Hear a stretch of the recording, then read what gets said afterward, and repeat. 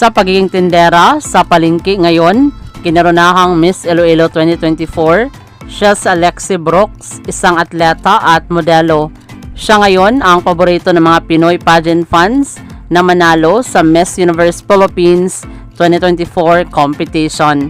Pinag-usapan din si Alexi ng mga pageant fans na kung saan advantage ito sa kanya kahit hindi pa siya manalo ng national pageant. Pinag-usapan na siya sa social media. Malaki ang chance ng bansang Pilipinas sa Miss Universe 2024 kung siya ang kinatawan ng bansa. Maraming salamat sa panonood. Para maging updated ka, huwag kalimutang mag-subscribe.